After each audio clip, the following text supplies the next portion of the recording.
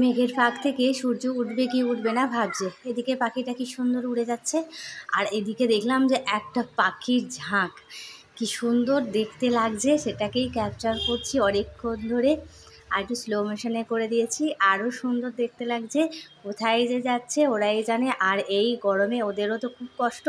অনেকে এতে দেখলাম যে গাছে গাছে দেখলাম ছোটো ছোটো পাত্রে করে জল দিচ্ছে পাখিদের জন্য। যাই হোক, ভালো, অনেকে এই উদ্যোগটা নিচ্ছে। আর সূর্যি মামা বেশ উঠে পড়ছে মেঘের আড়াল থেকে। কদিন ধরে মানে মেঘ হয়ে আছে কিন্তু বৃষ্টি হচ্ছে না। একটু স্বস্তি যেন মেঘের জন্য, রোদটা একটু কম আছে তাই। যাই হোক, আজকের বৃষ্টি হওয়ার কথা আছে, যদি ঈশ্বরের কৃপায় যদি বৃষ্টি হয় তো খুবই ভালো। তো চলো আজকের ব্লগটা শুরু করলাম। আশা করছি তোমরা সবাই ভালো আছো, সুস্থ আছো, অবশ্যই ভালো থাকবে। আমার এই ছোট্ট সুমিস ক্রিয়েশন চ্যানেলে সবাইকে অনেক অনেক ভালোবাসা, অনেক অনেক আন্তরিক শুভেচ্ছা জানিয়ে আরও একটা নতুন ব্লগ তোমাদেরকে সঙ্গে করে নিয়ে শুরু করে দিয়েছি। আজকে রান্নাঘর থেকেই শুরু করলাম। এই যে ঝিঙে কেটে নিয়েছি, আর এই দেখো ডিমটা ফেটে গেছে। একটা ডিম ফেটে গেছে, 3টে ডিম ছিল ফ্রিজের মধ্যে। লাস্ট পর্যন্ত এক বেটি ডিম নিয়ে এসেছিলো, সেটা শেষ প্রায়। আর এদিকটায় 2টো সেদ্ধ দিয়ে দিয়েছে, আর ওটা একটু ভেজে নেব, যে হোক খেয়ে নেবে। আর মামাকে সিদ্ধ দিলেও সিদ্ধ খাবে, আবার দিলেও খাবে।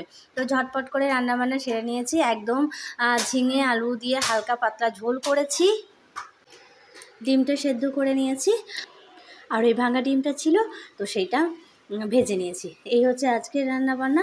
চলো, একদম স্নান করে নিয়েছি। আজকের একটু শ্যাম্পু করেছি, 1 সপ্তাহ পরে পুরো শ্যাম্পু করলাম। আগের সপ্তাহে মানে শুক্রবারের দিকে করেছিলাম, তারপরে আজকের এই রবিবার করলাম। ও আজকে যদি রবিবার, তো সবাইকে জানাই হ্যাপি সানডে। সবার আজকের দিনটা খুবই ভালো কাটুক। ছুটির দিন তো সবাই বাড়িতে থাকবে এবং ভালোভাবে দিনটা কাটিও।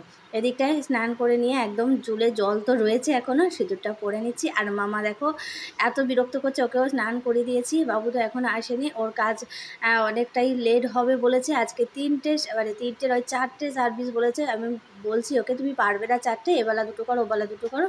ও বলছে না, ওবেলায় বৃষ্টি হওয়ার কথা আছে, যদি না হয় আবার মুশকিল হয়ে যাবে। তো যে কটা পারবো করবো, যতটা বেলা হোক। আর ওই বেলা হচ্ছে কি অন্য কাজও আছে, সেগুলোকে গুছিয়ে নিতে হবে। পরের দিনে কাজ আছে, তো সেগুলো সমস্ত কিছু গুছিয়ে আমাকে রেডি করে নিতে হবে। চলো, আমার এদিকটা হয়ে গেছে। আর চুলে একদম জল একদম ভরে আছে, একটু ঠাকুরের পুজোটা দেব। চলো, এই যে আলপনাটা অনেক দিনই করেছিলাম, তোমাদেরকে আগেও একদিন শেয়ার করেছিলাম। তো এখানে একটু মুছিয়ে নিলাম, একটু ধুলো ধুলো মতন পড়েছে। তো এত ধুলো না, কি বলবো। মানে ধুলোর চোটেরা কোনটা পরিষ্কার করব আর কোনটা রাখবো না বুঝতে পারছি না। এর থেকে বলে গ্রামের দিকে ঘর হলে ভালো। এ তো একদম রাস্তার দিকে এত ধুলো হয়, চারদিকে ধুলো। এদিকে পরিষ্কার করি তো ওদিকে ধুলো হয়ে যায়, আবার ওদিকে পরিষ্কার করতে চাই তো এদিকে ধুলো হয়ে যায়। ফুলটা তুলে দিয়েছি, চুলটা গুটিয়ে দিয়েছি। চলো, ঠিক পেছনে পেছনে যাবে। দুষ্টুটা আর কি বলবো। আর ছোটদের জুতো পরবে, ও বড়দের জুতোগুলো পরবে, আর পরে সিঁড়ির মধ্যে ঘুগড়ি খাবে। কি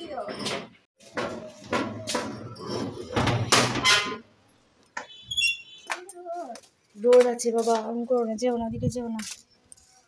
আজকের ফুলগুলো খুব কম ফুটেছে। এটা এই ফুলগুলো ফোটেনি, শুধু নয়নতারা ফুল ফুটেছে। চলো চলো, নয়নতারা ফুলই নিয়ে নিই। চলো, তুমি তুলেছো? বেশ, চলো, বেশি দিতে হবে না, অল্প থাক, গাছে থাক, গাছে একটু থাক, সব নিও না। চলো, একটা হ্যাঁ হ্যাঁ হ্যাঁ।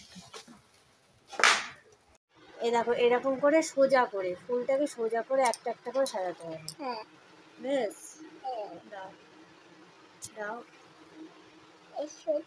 সোজা করে। সোজা কোনটা? ওফ, আমাকেও দিতে দেবে না, আরও ঠিক মতন পারবেও না। এইরকম সোজা করে ঠাকুরের সোজা করে দিতে হয়। এগুলো ওরকম করে না, সোজা করে সাজিয়ে সাজিয়ে দিতে হয়। দাও দাও, ওই দেখো খেলবে, নিজে করবে, কিন্তু ওইটা সোজা হলো। আচ্ছা বেশ, তুমি তোমার মতো দাও, আমি পরে দিচ্ছি। খুব সুন্দর হয়েছে, খুব সুন্দর। নামো করে নাও, এবার নামো করে নাও, দেখি নামো করো, ঘন্টা বাজাবে নাও।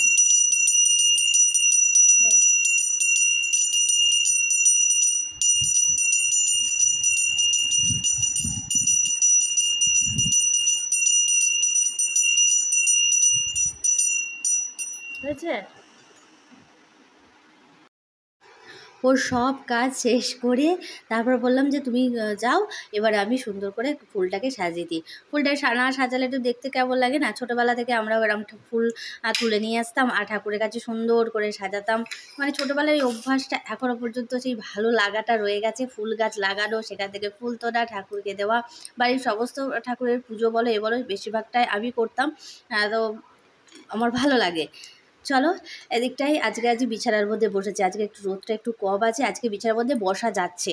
মানে গরমের জন্য বিছানার গদি এত গরম না, মানে শোয়া তো দূরের কথা, বসাও যাচ্ছিল না। আমাকে দেখেই চলে গেছিলো। যাই হোক চলে এলাম। আমি ছাড়িয়ে দিচ্ছি, দাও, আমি ভালো করে ছাড়িয়ে দেবো, দাও। ও ডিমের খোসা ছাড়াবে।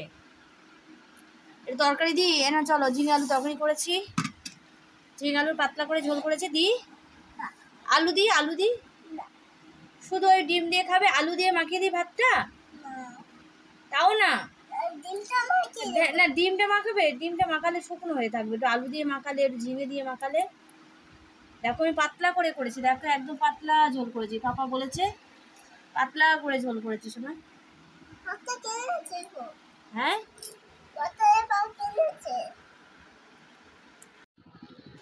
বিকেলবেলায় মা আর মেয়ে আজকের একটুখানি বেরিয়েছি। রোদের জন্য না বার হতে ইচ্ছা হয় না, ওর জন্য বার হলাম আজকে। গরু দেখে কিছু হবে না, চলো। হ্যাঁ গরু বাছুর দাঁড়িয়ে আছে, বেশ চলো। সামনে কুকুর আছে, সরে এসো, গায়ে হাত দিয়ে না,